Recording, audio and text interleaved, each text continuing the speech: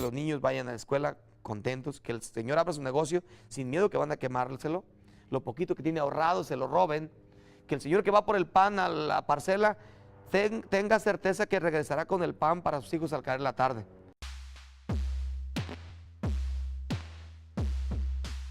Esas huestes del crimen organizado, expandiéndose a la criminalidad común, entran en los restaurantes, entran en los negocios, entran en los mercados, pagan, no pagan, abusan, no abusan, molestan a las muchachas, a las señoras, amenazan a las familias y ese fermento, pues sí, ha llevado a un hartazgo generalizado. Episodios de narcoterrorismo, una violenta confrontación entre los Zetas y la familia, al negocio del cultivo de drogas, de su trasiego, de los laboratorios clandestinos para la producción de drogas sintéticas, se suma la venta de protección a agricultores y empresarios, el cobro del derecho de piso, el secuestro.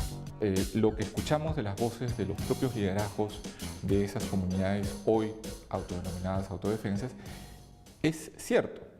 Es cierto que desde hace muchos años ellos han estado sometidos a la no solo violencia de los grupos del crimen organizado relacionados al narcotráfico, sino a su diversificación para convertirse ellos mismos en víctimas, las comunidades, de extorsión, de chantaje, de gramaje, de todas las fórmulas de extracción de dinero. La maquinaria de la industria millonaria del crimen organizado, de los negocios de los caballeros templarios, está aceitada con los dineros de la corrupción.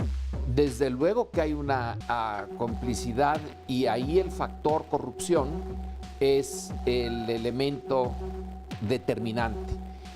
Los grupos del crimen organizado pueden sin ningún problema, y lo han demostrado a lo largo de muchos años, comprar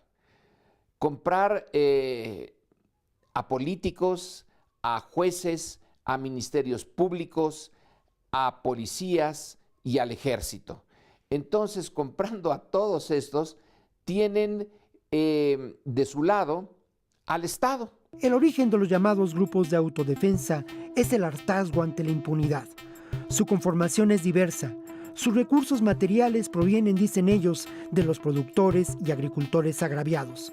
Poseen armas y equipo de primer mundo para ser usado en una nueva versión de la guerra. Sus efectivos, otra vez siguiendo sus propias declaraciones, son 20,000. Un singular ejército donde caben lo mismo personas agraviadas que jornaleros con nuevo empleo y hasta extemplarios arrepentidos.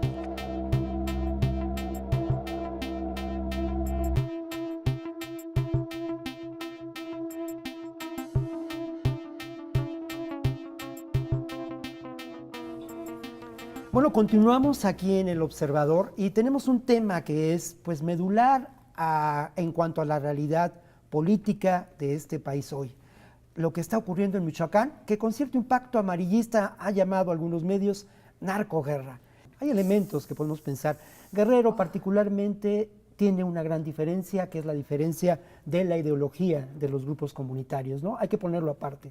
Pero sin duda lo mismo puede ocurrir en Tamaulipas, o puede ocurrir en Nuevo Laredo, o puede ocurrir en el sur de la frontera mexicana. Es justo mexicana, lo que planteaba, ¿no? de algún modo, ¿Es posible Elena, que se reitere estos escenarios? Es Todo una está pregunta a flor de abierta. piel. Ustedes Todos han sabemos que en viajado, Tamaulipas, para Reyes, han habido comunidades Elena, en que tú los grupos de hablaste, crimen organizado han repartido claro, juguetes en la Elena, comunidad. tú hablaste de guerra civil. Entonces, un poco puedes desarrollar esa idea a propósito de lo que decía Víctor. Bueno, que eso es uno de los riesgos, ¿no? Que no exista la claridad suficiente de cómo armar una política alternativa que no pase únicamente por el uso de la fuerza. Por la perspectiva punitiva. Y que haya, yo me parece muy inteligente esto que señala Javier, de decir, yo lo leo como decir, es que no nos debe como solamente presionar la urgencia, que todos queremos que se solucione, sí, ya, pero esto de llamar al debate, crear un debate público, dejar que se exprese, dejar que esto tome tiempo para construir estas diferentes políticas y llamar a diferentes actores, a que la sociedad civil también aporte, se comprometa. Yo creo que eso sería el escenario ideal. El escenario ideal sería un México que frente a la coyuntura se abre a esa enorme riqueza del diálogo entre ustedes. Yo creo Porque que la ese idea es uno de de que los la problemas sociedad clave, civil la está falta de representada allí diálogo. solo por las autodefensas como tal es un error. Claro.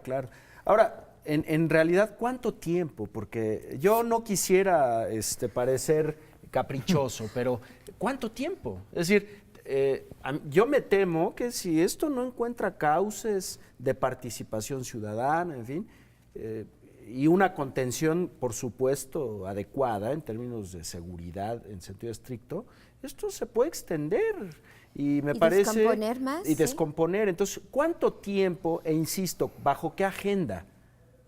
Sigo sintiendo, lo que ustedes dicen a mí me gusta mucho, pero creo que sería interesante ir planteando una suerte de agenda.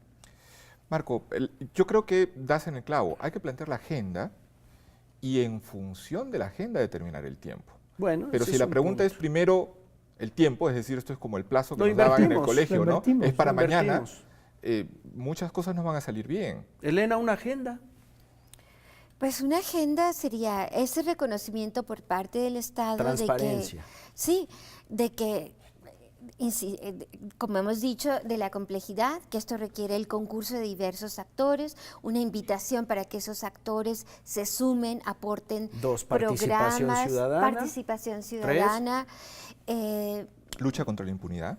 Perfecto. Sí. Hay cosas que ya Exacto. sucedieron y que Perfecto. han herido y van a mantener heridas a cientos, si no miles de familias. Bien, entonces transparencia, participación ciudadana, lucha contra la impunidad. Y paralelamente esa reconstrucción de instituciones, que esas, como decías, de justicia, desde policías, justicia y prisiones, porque si no vamos a luchar, como decías, en contra de la impunidad para llevar a las personas de la manera que se han llevado, en procesos de la manera que se han llevado, a las cárceles que tenemos. Hay mucho trabajo que hacer Claro. Y para ese hacer obviamente, justicia. Sí, tú dices justicia, transparencia, pero justicia. también Javier. verdad.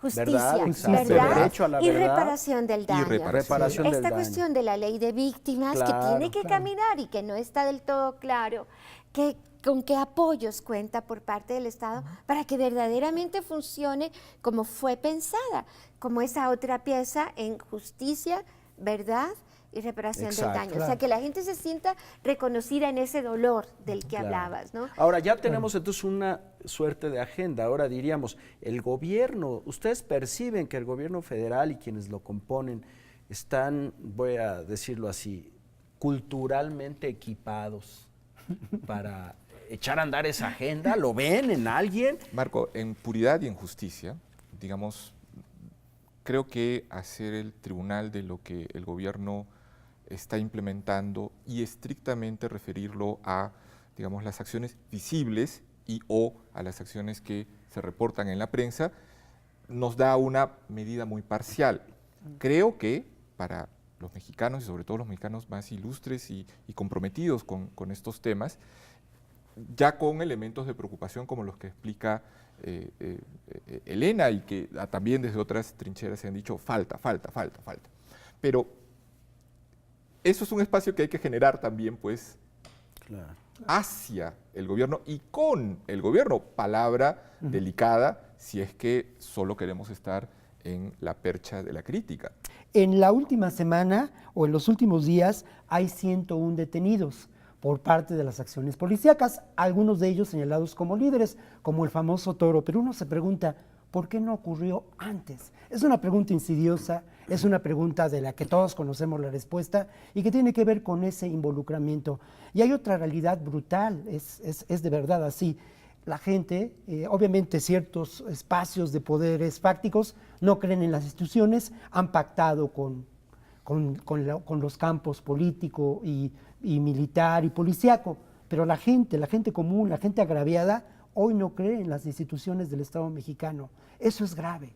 Y Pero eso no es brutal. creemos los unos en otros. O sea que la descomposición no solamente atañe a las instituciones de gobierno, yo creo que hay que ver esa calidad de lazos sociales en los que vivimos inmersos y convive uno el día por día, la desconfianza mutua, y ni siquiera confiar ni en el vecino. Vaya, hay tantas cosas que reparar ahí, que reconstruir, que analizar.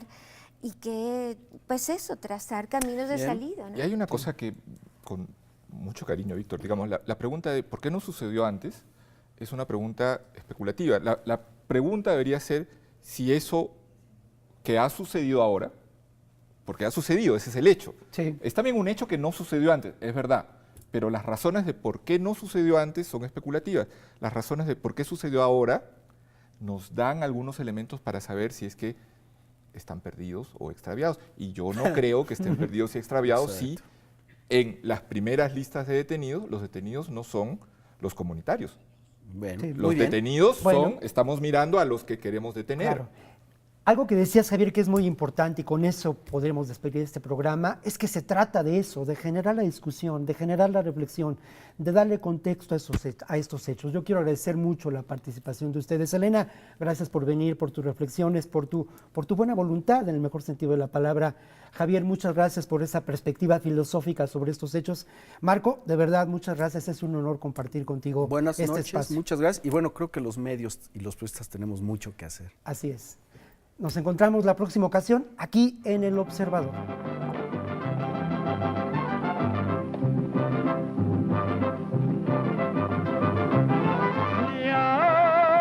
Ya se va Juan Colorado, ya los vino aquí a saludar.